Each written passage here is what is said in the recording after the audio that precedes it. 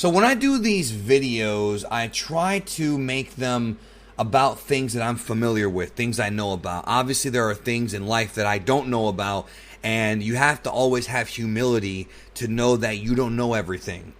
You don't know everything, and that other people can teach you. You can learn from everybody something, right? And it's just funny that when, again, I've said it before, people have actually said that I have a big ego, and literally nobody who has ever met me in my entire life has said that. It's just goofballs on the internet because they don't even know what that word means. The minute you show confidence in having knowledge about something, they get terrified because they have a lot of internal issues and they have a lot of insecurities and they project them onto you. In my case, it's me because I don't have a big ego, never have, but some of them seem to think that I do.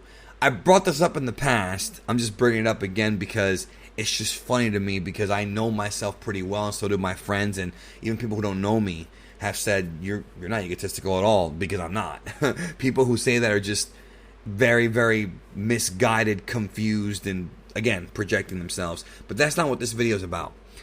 I want to talk about something I do know about, because I have a feeling that some of you deal with this. In fact, I know a lot of you deal with this. And that is called catastrophizing. That might not be the right word or the right catastrophizing, when you catastrophize things. Now, what am I talking about? Let's get into it. So many of you have anxiety, right? We've talked about anxiety in the past in several videos. If you are new to this channel, go to the Speak Them playlist. I have done many, many videos on anxiety and depression. It's a very, very, very, very, very common thing.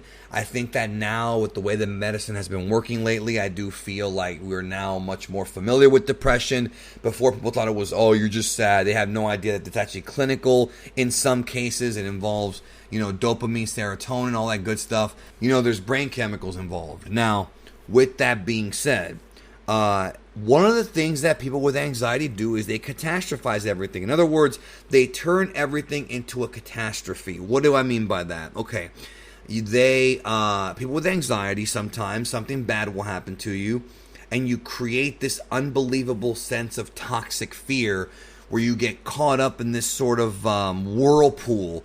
It's kind of like the Mafuba in Dragon Ball. You get caught up in this sort of quicksand of mental distress where you are thinking that a problem is actually worse than it is. For example, let's just say, I'll use myself as an example. A couple of years ago, my channel had 5 copyright strikes. I was in danger of losing it. I had attorneys working on it. I had YouTube working on it to fix it. But I was okay. I was fine. I was good to go. I'm still here. And at the time, though, when it was going on, all I could think about was, I'm going to lose my channel, my livelihood, I might never get it back. None of that was even a remote possibility because I had enough wherewithal to kind of fight back from it, and plus I had connections. And I knew that, but what happens when you have anxiety is your fears sort of cloud your logical thought. You see what I'm saying? Like, I'll give you another example. I've had situations, not with me, but with my friends. Actually, with me a long time ago, but more recently with my friends, where they've been through breakups and separations because coronavirus has caused a lot of this. And they sit there and they say, I'm never going to find somebody better. I'm going to be lonely the rest of my life. That's not true. That's BS. You can find somebody better. You know how many people are on this planet? Billions. Like, there's somebody out there for everybody, right? It's nonsense, but people think that because of that state of fear. And a lot of that has to do with, fear, emotional fear of being alone, has to do with, a lot of different stuff. I'm not going to talk about psychology too much in this video, but this is just this part of it. And one thing you have to kind of do, if you are one of these people who just thinks that the world is coming to an end like Chicken Little, is you have to sit back and breathe a little bit. Literally breathe. Actually, there have been studies that show that if you take deep breaths, this actually does help. Literally helps. Take a deep breath, breathe in some air, let it out through your nose or through your mouth, breathe in some more, and it actually does put you a little bit calmer. And just remember that it's probably not as bad as you think it is. You one day, I don't know, find something weird in your stool. Oh my God, do I have cancer? Do I have colon problems? No, you just go to well, you might, but you go to the doctor's office. They tell you what you have. It might not be so bad. Take this medicine, you'll be fine in 2 weeks. Boom, you're done. Nowadays, people cough. Oh my God, I have coronavirus. Maybe you just have a cough. See what I'm saying? Like, there's so many different catastrophizing scenarios I can give you. And, you lose your job. Oh my God, how am I going to pay the bills? I'm going to starve. I'm going to be homeless. No, it's probably not going to happen the way you think it is. And I'm not saying these things aren't going to happen. You have a right to be fearful because fear pushes you to try harder. That's fine. But most likely the way life works is the path that you think your life's going to go is not the path it goes. There's always going to be some kind of, roadblock, some kind of curve, whether it be a good or a bad one, that you have to go around and say, oh, I didn't see that one coming. And you have to adapt. Life is about adapting a lot. So, you get breaks too. This is not just a negative thing. Like, what if you lose your job on Monday and you're depressed like hell? You're like, man, I'm screwed. And then on Wednesday, you get a call from their company offering you more money and a better position. That happened to me. I remember I left the job once on a Monday and got hired for a better job with more money, better benefits on a Friday. The same week. Happened to me years ago. There are good things that happen in life sometimes. And, this whole catastrophe mentality, it's very common. It happens.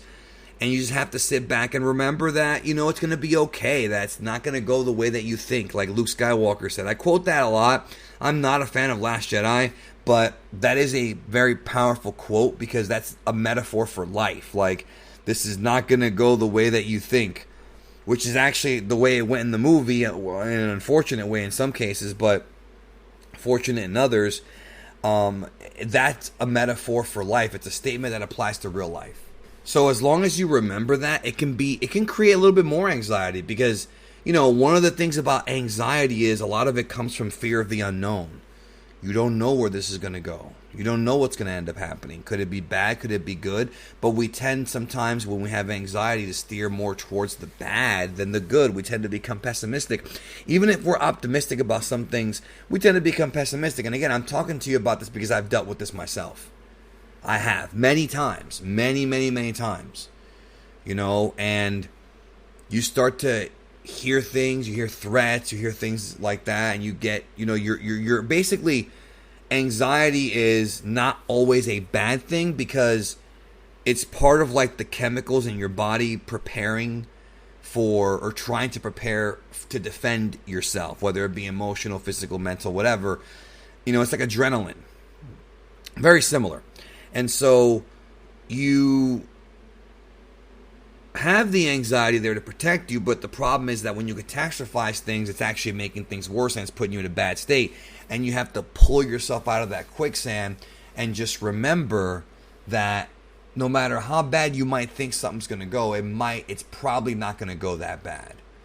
And you have to remember that you do have friends and loved ones who are there for you, hopefully, who are willing to listen to you and sometimes give good advice. Not everybody gives good advice. Not everybody, understands things, but it's always good to lend an ear. You know what I mean? And just listen to somebody talk. It feels nice. So it's sometimes something you need to do, And if you want it done for you, you got to do it for others. That's the way I feel. So just remember, this is a very serious thing.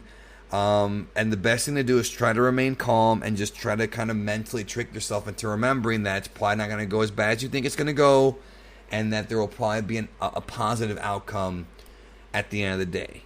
Again, there are some situations where it won't be a positive outcome, but even if it's not, you might end up with something better in the future. You might get rewarded for something better in the future. You got to always think about that because, like I said in a previous speakdom, life goes up and down. You're going to have obstacles. You're going to have issues.